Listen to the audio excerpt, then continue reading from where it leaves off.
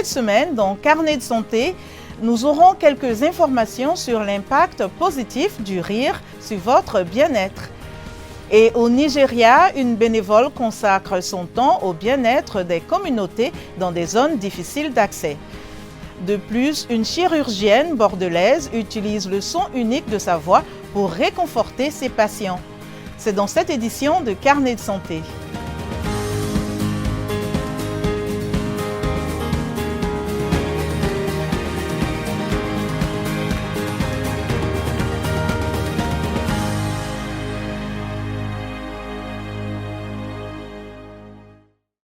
Bonjour à tous, merci de nous rejoindre pour une nouvelle édition de Carnet de santé. Alors que la fin de l'année 2024 approche, nous revenons sur quelques histoires qui ont trouvé un écho auprès de beaucoup d'entre vous, nos téléspectateurs. Avez-vous entendu parler du dicton « Le rire est le meilleur remède » ? En effet, selon les experts, le rire renforce votre système immunitaire, améliore l'humeur, diminue la douleur et vous protège des effets néfastes du stress. Alors, à quelle fréquence riez-vous ? Bien que le rire soit l'une des réponses émotionnelles et physiques du corps à certaines stimulations, les experts médicaux affirment qu'il joue un rôle important dans l'amélioration de votre santé. Cathy Short rapporte de Lusaka, Zambie. Chibale Mukobe est psychologue au Serenity Wellness Center situé dans la capitale zambienne. L'établissement prodigue des conseils en matière de style de vie, de même que dans le domaine de la réadaptation en lien avec l'alcoolisme et la toxicomanie. Elle confie à la VOA que le rire offre de nombreux avantages pour la santé. Il diminue les hormones du stress, appelées cortisol, et augmente également les endorphines, qui sont des antidouleurs naturelles, réduisant ainsi les niveaux de tension et relaxant le corps. Il contribue aussi à renforcer votre système immunitaire en augmentant la production d'anticorps qui aident à combattre certaines maladies. Ensuite, sur le plan psychologique, il aide à améliorer l'humeur au cas où vous ressentiriez des sentiments d'anxiété, de dépression, peut-être même de colère. Lorsque vous riez, croyez-moi, vous vous sentirez tellement mieux. Au fil des années, des études médicales ont montré que le rire entraîne l'expansion des tissus à l'intérieur du cœur et augmente le flux d'oxygène dans le corps. Cependant, le rire n'est pas toujours synonyme de bonheur. Rachel Mukomwe Sidat, thérapeute et directrice exécutive de Reveal to Heal, indique que le bonheur exprime la joie, le plaisir et le bien-être positif, tandis que le rire est une émotion qui peut être communiquée même quand quelqu'un n'est pas heureux. Quand nous parlons de rire, n'importe qui peut rire à tout moment. Qu'il soit heureux ou non, il rira toujours. Il est tout à fait possible de dépeindre un faux style de vie. Si je reviens à la filière dans laquelle nous sommes en tant que thérapeute, j'ai vu des gens en public qui rient, qui peuvent sourire. Mais lorsque nous les recevons dans nos bureaux pour se parler, ils s'effondrent. Ils ne ressentent pas le bonheur. L'humoriste Emmanuel Munzaka dit qu'il fait rire les gens sur la base de ses expériences de vie. Il ajoute que le rire l'a aidé à sortir de la dépression à plusieurs reprises. Nous sommes les personnes les plus déprimées. Il nous faut tout simplement avoir du courage pour parler de ces moments de dépression que nous avons vécus dans la vie. Nous les transformons en blagues et faisons rire les gens qui pourront s'y identifier. Lors d'un récent match de rugby, des habitants de Lusaka ont partagé leur avis à propos du rire. J'aime rire.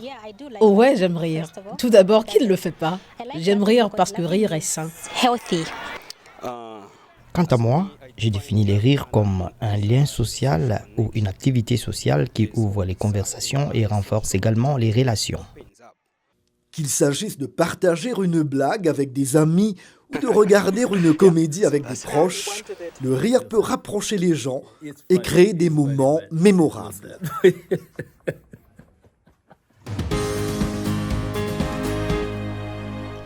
À Bordeaux, une chirurgienne rassure les malades sur qui elle opère avec le son unique de sa voix que ses patients trouvent apaisante. La salle d'opération aux lumières blafardes contraste avec la voix chaude et envoûtante d'Aisha Ndoye, reprenant Whitney Houston. La chirurgienne bordelaise, qui apaise les patients qu'elle opère, mène une double vie de médecin et de chanteuse. La première fois que j'ai chanté, j'étais encore interne, j'étais encore étudiante et j'ai chanté vraiment dans un moment de désespoir. On n'arrivait pas à endormir une patiente qui était totalement agitée et ne voulait pas se laisser ne serait-ce que perfuser. Et donc en me lavant les mains, je me suis dit que j'allais peut-être essayer quelque chose. C'est la dernière option qu'on avait, donc c'était que je chante. Donc j'ai chanté pour la patiente, donc, ce qui a un peu permis de capter son attention et donc de la perfuser en même temps et de l'endormir.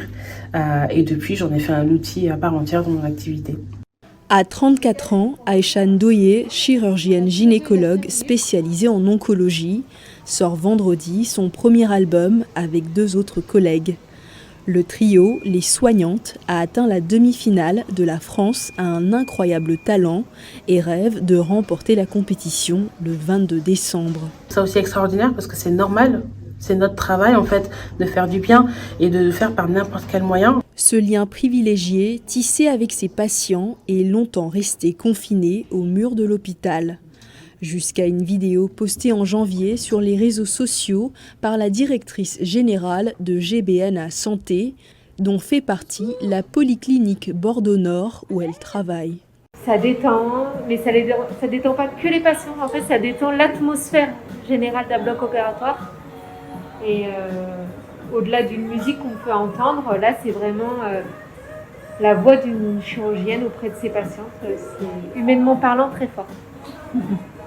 Ça nous émeut même parfois aux larmes.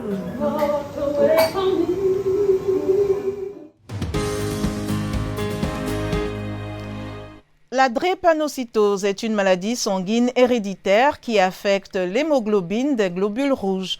En Ouganda, la drépanocytose constitue un défi dans les zones rurales et où, selon les experts, la maladie reste mal comprise. Une jeune femme atteinte de la maladie intensifie ses efforts pour éduquer et conseiller les communautés sur la drépanocytose.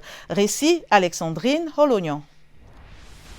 Barbara Nabullo passe du temps à l'hôpital régional de référence de Mbale, dans l'est de l'Ouganda.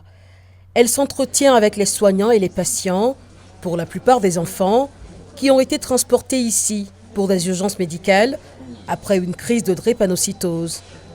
Elle-même atteinte de drépanocytose, Barbara Nabullo ne sait que trop bien ce que vivent ces personnes. Ils n'ont jamais pensé à moi comme quelqu'un d'important, comme à quelqu'un qui grandirait ou quelqu'un qui devrait recevoir une éducation. Parce qu'ils disaient à ma mère que les gens comme moi ne grandissaient pas, qu'ils ne peuvent pas aller à l'école et qu'ils n'auront pas d'enfants. Alors quand j'étais enfant, ma mère s'occupait de moi et quand j'avais 12 ans, elle me mettait dans un taxi de notre village et elle me disait d'aller à la clinique pour obtenir les médicaments que le médecin m'aurait prescrits. Sa mère, Agatha Namboya, se souvient que la tête et les membres de sa fille ont gonflé 2 semaines seulement après sa naissance. C'était difficile. Vous voyez votre enfant gonflé, elle a mal partout et elle pleure tout le temps. C'est ce que j'ai vu pendant tout le temps que j'ai passé à l'hôpital. Encouragée par les autorités hospitalières, Nabullo se joint aux agents de santé pour sensibiliser les gens et plaider en faveur d'un dépistage précoce de la drépanocytose chez les enfants. En moyenne, la plupart de ces enfants commencent à tomber malades entre 6 et 8 mois. Lorsque l'enfant atteint 10 ans, il aura été admis plusieurs fois si nous ne lui administrons pas certains de ces médicaments préventifs. L'hôpital de référence de Mbale s'occupe de centaines de patients qui arrivent des villages voisins pour prendre des médicaments. Nombre d'entre eux reçoivent des doses d'hydroxyurée, un médicament qui peut réduire les périodes de douleur intense et d'autres complications. Je dirais que c'est un médicament miracle parce qu'il a changé le cours de la prise en charge des enfants drépanocytaires. L'un des patients du docteur Abezo est Elungat John, qui à 23 ans paraît plus jeune en raison d'un retard de croissance. Avant ses 2 ans, il tombait malade, mais nous ne savions pas de quelle maladie il s'agissait. Nous avons donc confirmé sa maladie lorsqu'il avait 2 ans à Atoutoulou. Et c'est à partir de là que nous avons commencé à nous battre avec lui jusqu'à aujourd'hui. La drépanocytose, qui peut retarder la croissance physique, est plus fréquente dans les régions sujettes au paludisme, notamment en Afrique et en Inde. L'Organisation mondiale de la santé estime que la prévalence de la drépanocytose atteint 45% dans certaines régions de l'Ouganda. Selon les experts, l'autonomisation des femmes est l'une des clés pour améliorer la santé des femmes en Afrique. Voici quelques femmes remarquables qui révolutionnent la médecine sur le continent. Edna Adan Ismaël est infirmière sage-femme, militante et ancienne ministre du Bien-être familial et du développement social du Somaliland. Elle est la directrice et la fondatrice de la maternité Edna Adan à Hargeisa. Elle est aussi une militante et une pionnière dans la lutte contre l'excision. Dr. Ola Brown est une médecin britannique-nigériane, entrepreneur dans le domaine de la santé et fondatrice du groupe d'investissement en santé Flying Doctors. Brown a créé Flying Doctors pour contribuer à améliorer les services médicaux au Nigeria après avoir perdu sa sœur dans des circonstances difficiles. Professeur Karesha Abdul Karim est une épidémiologiste des maladies infectieuses dont les principaux centres d'intérêt de recherche incluent les facteurs influençant l'infection par le VIH chez les adolescentes. Elle est directrice scientifique associée de CAPRISA et a été l'investigatrice principale de l'essai CAPRISA 004 sur le gel de tenofovir qui a fourni la preuve de concept des microbicides. Partons au Nigeria, où pendant de nombreuses années, les habitants de la communauté de Gatani-Jato, dans le nord-ouest de l'État de Kaduna, ont dû se rendre dans les villes voisines pour recevoir des soins médicaux en raison de l'absence d'hôpital fonctionnel dans leur région. Mais une bénévole se rend désormais vers ces communautés pour leur apporter le soulagement. C'est un mercredi après-midi et comme d'habitude, Hafsat Mohamad termine ses tâches domestiques quotidiennes avant de se rendre au seul centre de santé de la communauté où les patients attendent. Hafsat n'est pas un agent de santé qualifié, mais face à l'absence de personnel médical dans la région et aux difficultés qui en résultent pour les personnes cherchant à se faire soigner, elle a décidé d'intervenir. Je travaille bénévolement à la clinique. Mon niveau d'éducation n'est pas très élevé. Je me suis arrêtée lorsque j'ai obtenu un certificat. C'est comme une éducation préliminaire dans le domaine de la santé. Mais Hafsat ne considère pas son niveau d'éducation comme un obstacle à l'aide qu'elle peut apporter à la communauté. Pendant des années, les habitants de cette communauté ont parcouru de longues distances jusqu'aux villes voisines pour obtenir des soins médicaux. Je suis venue pour les consultations prénatales et elles nous aident beaucoup. Si une personne malade est amenée à l'hôpital, ils vont l'appeler à la maison et elle sort pour aider la personne. Je lui suis reconnaissante ainsi qu'à ceux qui la soutiennent. Ils nous aident vraiment. Hafsat reçoit des appels à tout moment de la journée lorsqu'il y a un patient à la clinique. Elle explique cependant que certains problèmes rendent son travail plus difficile. Nous souffrons du manque d'électricité et d'eau dans cet hôpital. Lorsque nous recevons un patient ou une femme enceinte en travail, nous utilisons la lumière de nos téléphones portables pour les aider. Et lorsque les batteries de nos téléphones sont déchargées, nous continuons à travailler dans l'obscurité. Malgré ces difficultés, Hafsat est très fière de son travail et des vies qu'elle a sauvées dans les villages. J'ai commencé par plaisanter, mais je suis très heureuse de ce que j'ai accompli ici. Ici, tout le monde est heureux de venir me demander de l'aide. Après avoir terminé à l'hôpital, les gens me suivent chez moi. Et les enfants d'ici donnent mon nom à la clinique. Ils l'appellent l'hôpital Hafsat. Cela me fait grand plaisir.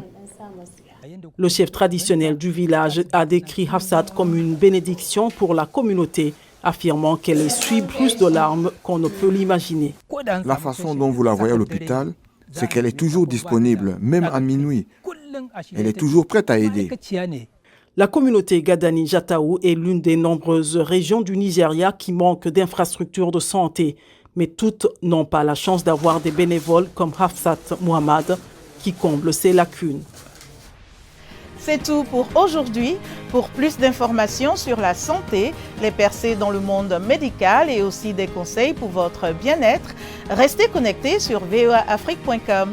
Vous pouvez me suivre sur X @lenormoudou. En attendant de se revoir l'année prochaine, je vous souhaite une belle célébration en cette fin d'année. Portez-vous bien et à bientôt.